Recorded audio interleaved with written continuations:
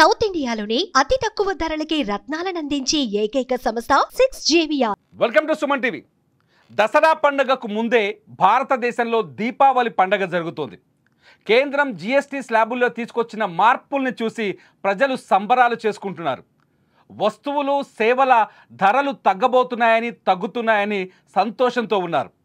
భారత ప్రధాని నరేంద్ర మోదీ ఆగస్టు 15వ తేదీన ప్రకటించిన విధంగానే దీపావళి పండుగకి ధమాకాను తీసుకొచ్చారని అందరూ ఆశిస్తున్నారు.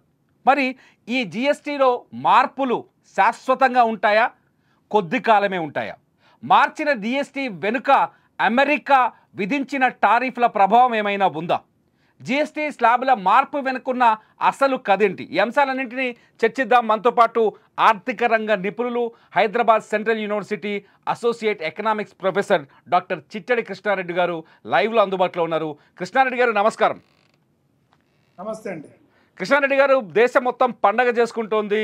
జీఎస్టీ మార్పులు వచ్చేసాయి, ధరలు తగ్గుతున్నాయి, ఇంకా లైఫ్ మారిపోయింది, భారతదేశం అభివృద్ధి చెందిన దేశంగా మారిపోయింది, ఇంకా మన ధరలు మన కంట్రోల్లోకి వచ్చేసాయని చెప్తున్నారు. మార్చిన ఈ స్లాబులు ఎంతకాలం కొనసాగుతాయి? ఈ మార్పు వెనుక అసలు కారణం ఏంటి? చాలా మంచి మీరు ఇంట్రొడక్షన్ ఇచ్చారండి.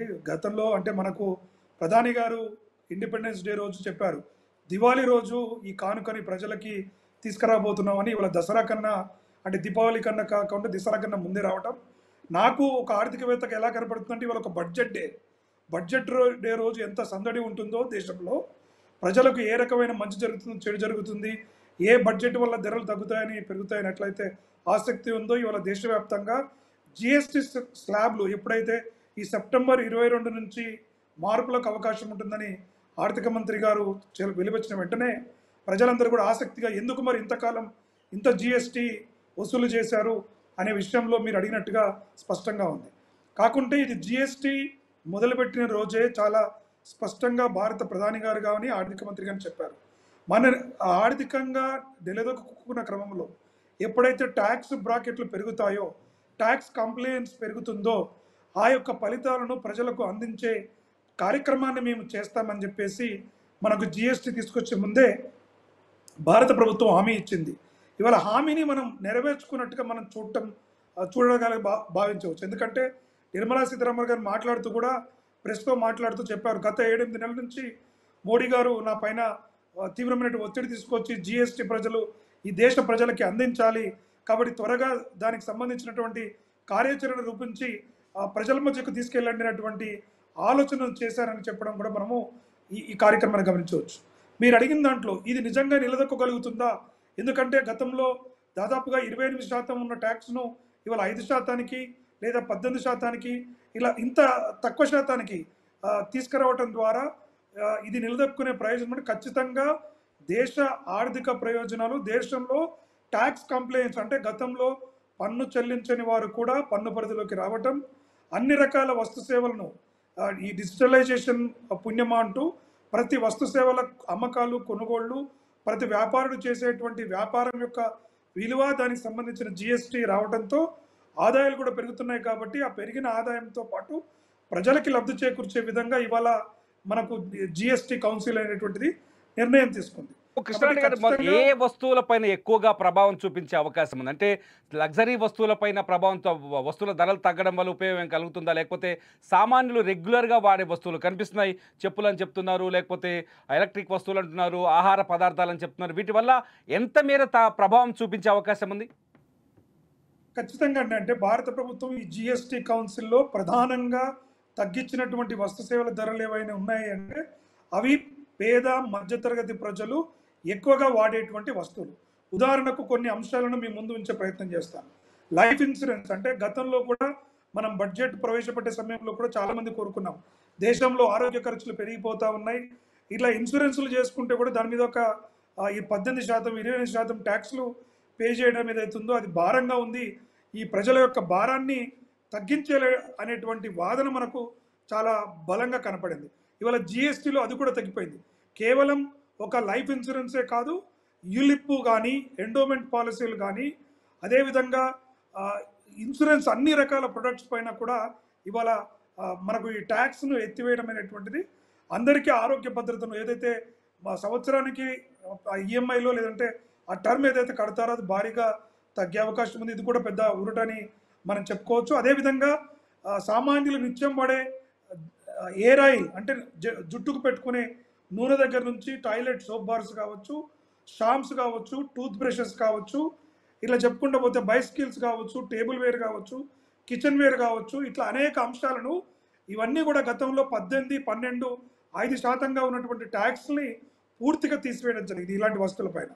అదేవిధంగా మిల్క్ ఐటమ్స్, రోటీ వీటిపైన కూడా కేవలం 5% మాత్రమే ఉన్నటువంటి వాటిని కూడా పూర్తిగా తగ్గించేయడం కూడా జరిగింది. చెన్నా, పన్నీరు, చపాతీ, రోటీ లాంటి వాటిపైన కూడా, పరోటా లాంటి వాటిపైన కూడా మనము ఈ ట్యాక్స్ను తగ్గించడం చూస్తాం.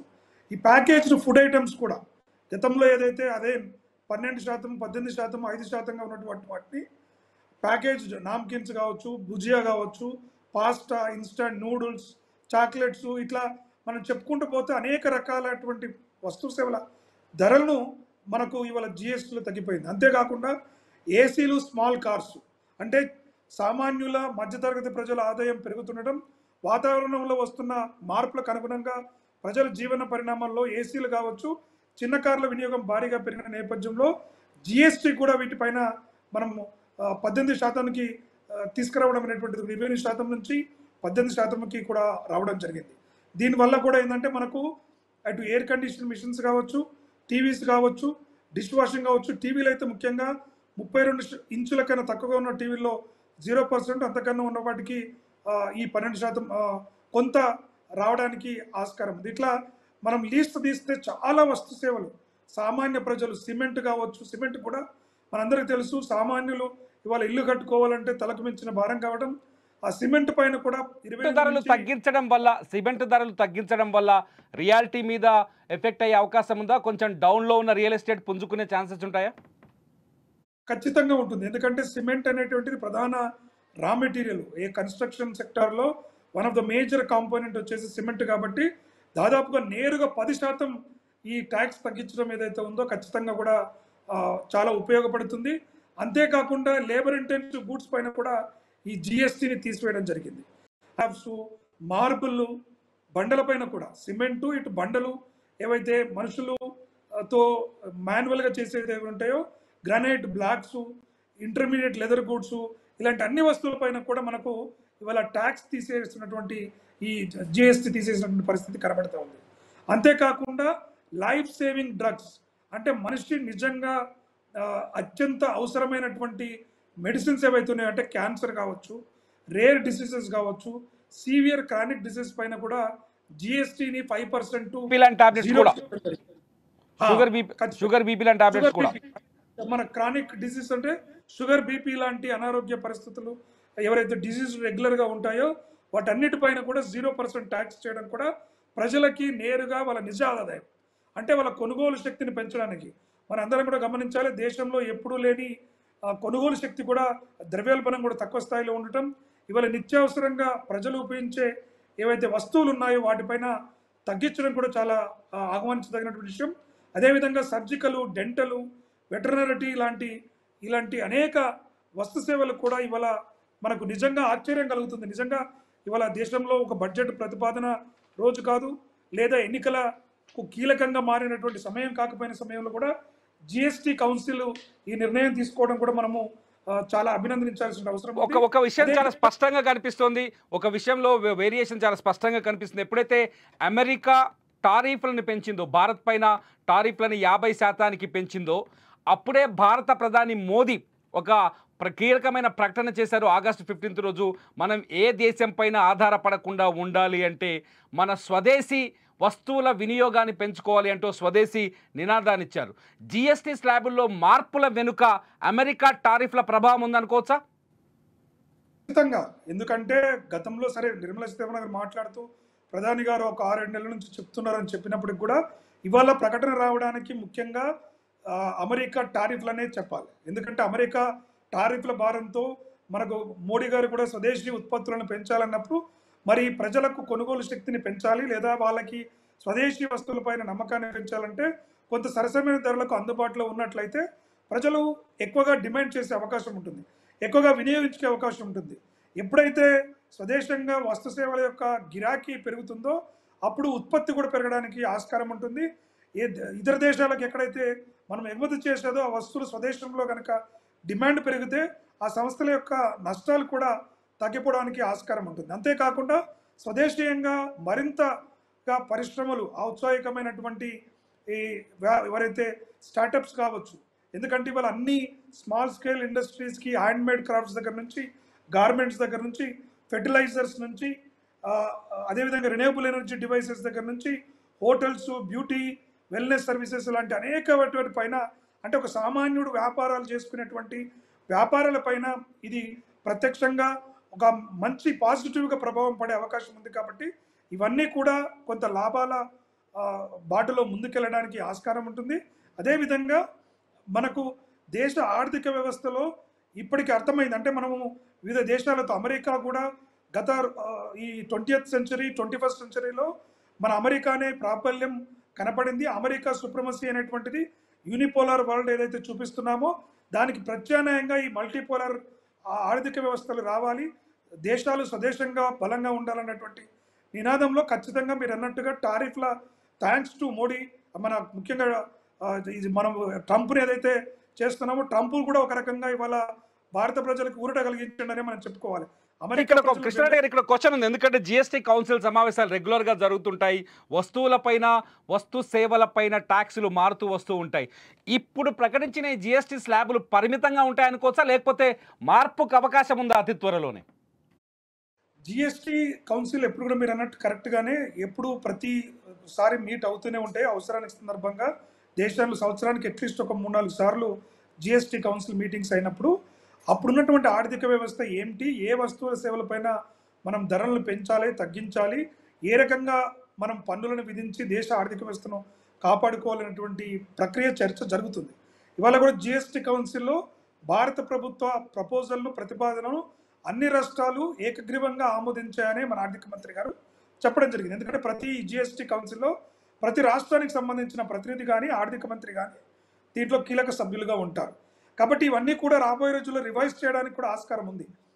కాకపోతే మనందరికీ తెలుసు, ఒకసారి ఏదైనా వస్తువులపై భారీగా తగ్గించినప్పుడు పెద్దగా ప్రచారం ఉండదు, లేదా అప్రిసియేషన్ ఉండకపోవచ్చు. కానీ ఎప్పుడైనా కొంచెం పెంచినప్పుడు కూడా మనము ఇటు మీడియా వర్గాలు కానీ, సామాన్య ప్రజలు కానీ మా పైన గుదిబండ వేస్తున్నారనేటువంటి అపవాద ఆందోళన వస్తుంది. కాబట్టి ఖచ్చితంగా ఒకసారి తగ్గించిన అంశాలపైన మళ్ళీ పెంచాలన్నప్పుడు కొంత ఇప్పుడు తగ్గించినంత అగ్రెసివ్గా మళ్ళీ పెంచాలన్నా కూడా ప్రభుత్వాలు అంటే రాజకీయంగా కొంత ఇబ్బంది ఎదుర్కోవాల్సి వస్తుంది. కాబట్టి అది రాకపోవచ్చు అని మనం భావించవచ్చు. వచ్చినా కూడా ఆశ్చర్యపోవాల్సిన అవసరం లేదు. ఎందుకంటే భారత ప్రభుత్వం ఈ నిర్ణయం ఎంత ఆర్థిక రెవెన్యూను తగ్గించబోతుంది, ఆ రెవెన్యూ లాస్ని ఒకవేళ కనుక అగ్రిగేట్ డిమాండ్ పెరిగితే, అంటే మనము ఏదైతే ట్యాక్స్ రూపాయన తగ్గిస్తున్నామో అంతే ప్రపోర్షనేట్గా అంతకన్నా ఎక్కువగా వస్తు సేవల వినియోగం కనుక పెరిగి ప్రజలు కనుక ఎక్కువ వస్తు సేవలను డిమాండ్ చేసి మన టోటల్ వాల్యూమ్ ఆఫ్ సేల్స్ కనుక పెరిగితే అప్పుడు మనకు ఖచ్చితంగా ఆర్థిక ప్రయోజనం అనేటువంటిది చేకూరడానికి ఆస్కారం ఉంటుంది. ఇప్పుడు తీసుకొచ్చిన జిఎస్టీ మార్పుల్లో బంగారం పైన ప్రభావం చూపించే అవకాశం ఎంతవరకు ఉంది? బంగారం ధరలు తగ్గుతాయా, పెరుగుతాయా అనుకోవచ్చా?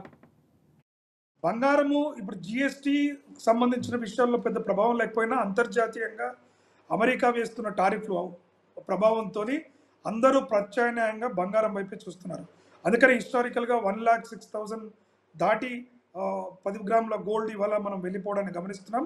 రాబోయే రోజుల్లో బంగారానికి మరింత డిమాండ్ పెరిగే అవకాశం ఉంటుంది. ఎందుకంటే ఎప్పుడైనా కూడా అమెరికా వడ్డీ రేట్లను పెంచడం కావచ్చు, అమెరికా ఆర్థిక వ్యవస్థ ఆధారంగానే, ఎందుకంటే అంతర్జాతీయ రిజర్వ్ కరెన్సీగా పనిచేస్తూ ఉండడం, అక్కడ ఆర్థికంగా కొంత ఒడిదొడుకులు ఎదుర్కొనడం, అమెరికాలో వస్తు సేవల ఇబ్బంది ఉండడం, అమెరికా కూడా అందరూ ఆశించిన స్థాయిలో ఆర్థిక వ్యవస్థ పురోగమనం చెందట్లేదు. కాబట్టి ఖచ్చితంగా ప్రత్యామ్నాయంగా బంగారం వైపే ప్రతి దేశం కూడా ముందుగా వెళ్ళడానికి ఆస్కారం ఉంటుంది. కాబట్టి ఖచ్చితంగా బంగారం ధరలు జిఎస్టీలోకి తీసుకొచ్చినా, నువ్వు పన్ను శాతం ఎంత తగ్గించినా బంగారం ధరలు రాబోయే కాలంలో ఖచ్చితంగా ఇంకొంతకాలం, అంటే ట్రంప్ ఏం జరగబోతుంది, ట్రంప్ నిర్ణయాల్లో ఒక స్థిరత్వం వచ్చేంత వరకు ఒక ప్రత్యామ్నాయంగా బంగారం అంతర్జాతీయ మార్కెట్లో ఖచ్చితంగా ఉండే అవకాశం ఉంటుంది.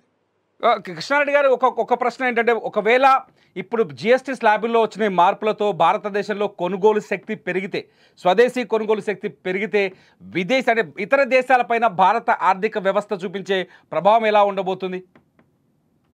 ముఖ్యంగా మనకి ఎగుమతుల పైన ప్రభావం ఉంటుందండి. అంటే గతంలో కూడా మనం ఫర్ ఎగ్జాంపుల్ బాస్మతి బియ్యము ఎప్పుడైతే భారత ప్రభుత్వం కొంత రిస్ట్రిక్షన్స్ పెట్టడము, కొన్ని నిబంధనలు పెట్టినప్పుడు భారతీయులు వివిధ దేశాల్లో ఉన్నటువంటి, ముఖ్యంగా అమెరికాలో ఉన్నటువంటి భారతీయ సమాజం తీవ్రంగా నిరసన వ్యక్తం చేసింది. మాకు భారంగా అవుతుంది, చాలా ఇబ్బందికరంగా ఉండే పరిస్థితి అని.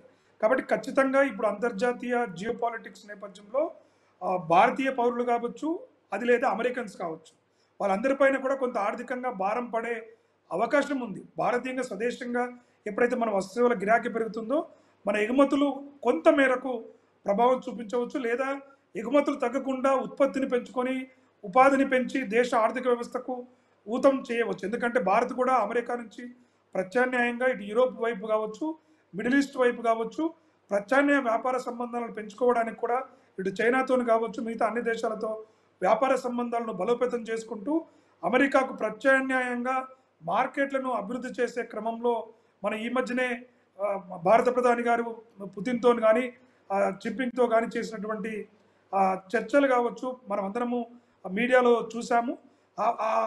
ఆసక్తికరంగా ఉంది. అంటే భారత్ యొక్క ప్రభుత్వం యొక్క కానీ లేదా దేశం యొక్క ఆర్థిక శక్తిని గుర్తించినట్టుగా కనబడుతూ ఉంది. కాబట్టి రాబోయే రోజుల్లో మనకు అంతర్జాతీయంగా కూడా పెద్దగా భారత్ ఒక బలమైన శక్తిగా ఎదగడానికి, ఇక్కడ ఉన్నటువంటి ఔత్సాహికులైనటువంటి వ్యాపారస్తులకి వ్యాపారం చేయాలనుకునే వారికి కొత్త అవకాశాలను పెంపొందించే విధంగానే ఉంటుంది తప్ప ఇది ఒక తిరోగమనంగా ఉండదు, పురోగమిగానే ఉంటుందని మనం భావించాల్సిన అవసరం ఉంటుంది.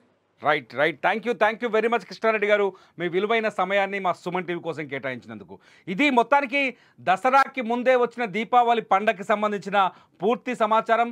ఇప్పుడు తగ్గిన జిఎస్టీ మళ్ళీ పెరగడానికి మాత్రం కొంత సమయం పట్టే అవకాశం ఉందని నిపుణులు చెప్తున్నారు. ప్రస్తుతానికైతే ఇది పండగ చేసుకోవాల్సిన సందర్భం. ప్రభుత్వం నిజంగా సామాన్యులకి వరం ప్రకటించిందనే భావించాలి. అసలు మీరేమనుకుంటున్నారు జిఎస్టీ స్లాబ్ల మార్పు పైన, తగ్గుతున్న వస్తు ధరలపైన? ఈ వీడియో కింద కామెంట్ చేయండి. చూస్తూనే ఉండండి లైవ్ అప్డేట్స్ కోసం సుమన్ టీవీ డిజిటల్ లైవ్, అట్లాగే సుమన్ టీవీ లైవ్.